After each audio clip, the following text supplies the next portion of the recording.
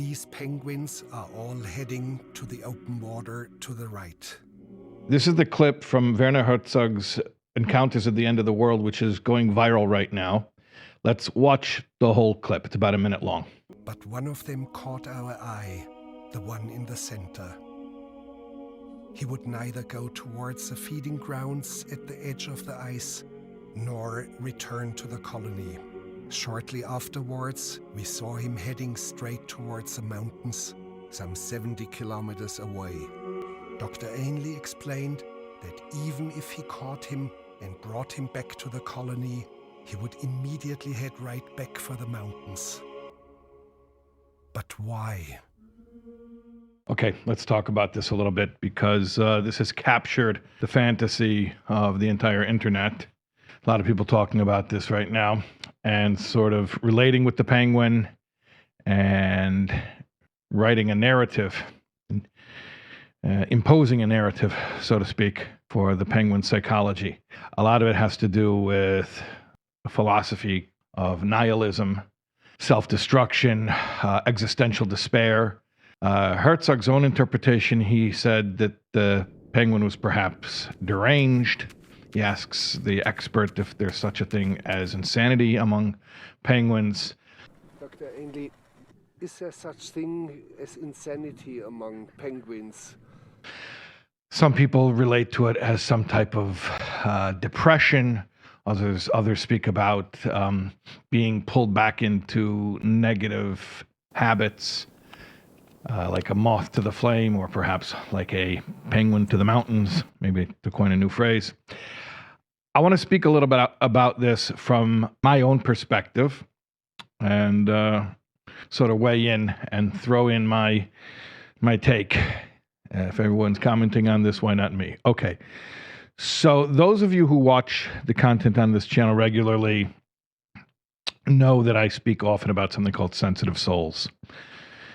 It's a term that I use to describe a certain personality type who finds embodiment difficult. What I mean by that is that this is predicated on the assumption that we are souls and that we exist before and after our embodiment, and that we have an embodiment experience, and that this is universally awkward for all humanity, but most people sort of learn how to live with it until it doesn't even occur to them that it's something strange. And then we have a small segment of the population, who I call the sensitive souls, who are just unendingly perturbed by this condition. Perturbed doesn't do it justice. That's trivializes it. There's a certain existential pain of just being a soul in a body, confined to this meat suit, and then bombarded with all the stimuli of the physical plane. And many such people exhibit behaviors which the rest of society would consider to be self-destructive, namely self-numbing behaviors, escapism, such as what we call addiction, which is probably a misnomer, because addiction really implies the physical dependency on a chemical. That's not really what it is, because even when the sensitive soul gets clean and they don't have a physical dependency, they are left emotionally raw and cannot be comfortable in their own skin, and then need to medicate again. So it's not really addiction the way that like the medical field describes it as a chemical dependency, but rather a need for numbing. The sensitive soul needs numbing. And the behavior appears self-destructive to the extent that people will say, why are you doing this? Why are you destroying yourself? Like it literally appears self-destructive. But the reality is that it is a survival mechanism, ironically speaking, because it does end tragically in self-destruction. But the impulse is actually, ironically, an impulse for self-preservation. And that's what I'm seeing in the penguin here. Because let me explain something to you. I don't want to anthropomorphize the penguin's experience. to say the penguin is expressing some type of nihilistic bent is attributing not only cerebral thought onto this animal, but like deep philosophical motivations, which I personally, I'm an animal lover, but I don't believe that animals, especially, a penguin, bird brain, literally can experience anything like that. What I do believe, and this is not to make it a less valid experience, it is what it is that an animal, so certainly a vertebrate animal like that, has a nervous system, and that nervous system can signal distress to the organism. And what I do believe is this, that the penguin was probably pretty stressed out in its environment. It's not fleeing to some type of like abstract imagination of another reality, because I don't believe that it's capable of imagination. What I do believe is that its current conditions, whatever they were distressing, and the penguin's got to get out of there. It's got to get out of there. So it's interesting. As humans, we watch this and we put this whole narrative to it. But probably what it is just an organism in distress saying, I don't know where I got to go, but it ain't here. Like, this is not comfortable. Okay, here's what I want to tell you. We, as humans, have very similar reactions, but then we put a whole story onto it for ourselves. I'm saying we superimpose a whole narrative to it ourselves. In other words, what I'm saying is, I don't want to insult anyone, but a lot of times we create a philosophical narrative to explain something that at bottom is a physiological phenomenon and a survival instinct. In other words, I'll just say it very simply, we're stressed out because of our situation. Maybe it's something circumstantial. There's some type of situation that's stressful. Maybe it's just, like I said, the stress of embodiment itself, having to process all the stimuli of the world. And maybe it's social pressures. It's being forced to interact with human beings, which, if you're introverted, can put a lot of burden on your allostatic load. It can actually feel traumatizing. And if you don't relate to that, and that sounds dramatic, God bless you, then you don't relate to it. But the point is that the organism is recognizing that this is overwhelming, this is threatening, this is not healthy for me. I got to get out of here.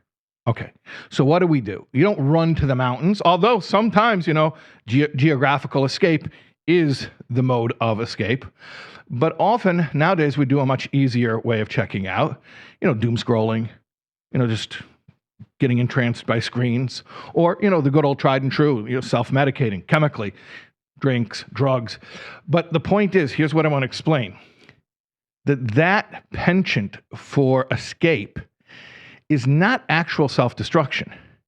It's actually coming from a healthy place. It's a God-given survival mechanism where the organism says, the conditions currently are depleting, exhausting, frying my nervous system, and this is not tenable.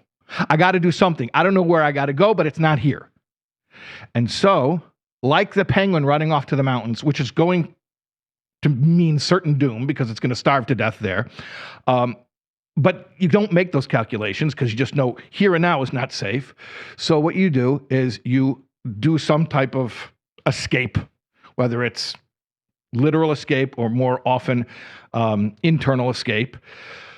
And yeah, the outcome is tragic. It's not productive, but you have to understand it. It's not suicidal. It's actually the organism wanting to live. It's actually saying, I'm trying to survive. I'm trying to live over here. I can't live where I'm at. I can't live under these conditions anywhere but here. Let me get away and maybe I'll be able to live over there. Okay. And unfortunately, what happens in most cases like this is it doesn't work out like planned, but it wasn't really a plan. It was more of like an impulse. So here's what I want to explain.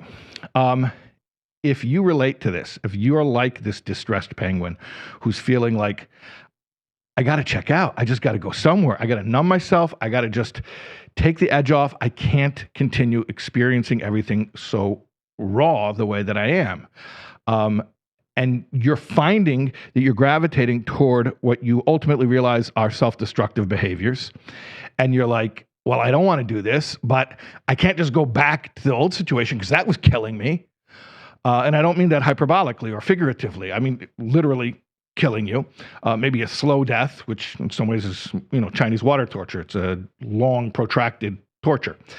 If you're finding that you're in such a situation, then we got to stop a second and say it like this. We're not penguins, we're humans. And just like we have the ability to impose a philosophical interpretation of the problem, we can turn to a philosophical solution. By philosophical, don't be scared by, the multisyllabic words. I just mean an idea. I mean a concept. I mean something that we can envision in our mind that makes the here and now more bearable. So without actually having to run to the mountains, literally or figuratively, we can stay here, stay present in our situation, but not be under such stress. And that is the alternative which many sensitive souls ultimately discover, which is spiritual consciousness. I'm not here to convince anybody. I'm not here to, I'm not trying to win an argument. That's not polemic. If this is something you already relate to, I'm trying to describe a phenomenon or give words to an experience that you may already have had and encourage you in that direction, which is that by becoming spiritually conscious, especially forming a personal relationship with God and becoming aware of our lives as a story that's unfolding, that's being directed with purpose, with meaning, we can find it more bearable to remain lucid, conscious, and present in the here and now, in the world, the reality that God is creating. So if we can superimpose philosophical narratives to the problem and call it, a nihilistic penguin, we can also give it a solution that's spiritual. Let me try to spell it out very, very simply. For some of us, the experience of being embodied souls is always going to be intense and overwhelming. For some of us, social interaction is always intense and overwhelming. Just going about day-to-day life, adult responsibilities. Not that we can't do it, not that we're incompetent. We can do it, but it's intense and overwhelming. And instead of saying, I got to run off to the mountains and escape, or I got to doom scroll, or I got to drink, or I got to drug, or get involved in drama, or whatever else to distract myself from what I would be feeling, what we can do is take a deep breath, and we can ground ourselves in the here and now with a spiritual idea of being an embodied soul on a mission. My soul was sent here. Boundless light was sent here for an embodiment experience, to have a human experience for a purpose which is integral to the grand design, to the purpose of everything. And I can breathe, I can be present, I can get through this moment. I can try to even be aware of my surroundings so I can be helpful to more of God's kids. And then I don't have to run away. I can be right here. And that's how I'm looking at the penguin. And if this resonates with you, great. Maybe leave a comment and share some of your personal experiences so I can benefit. And maybe we'll get a conversation going.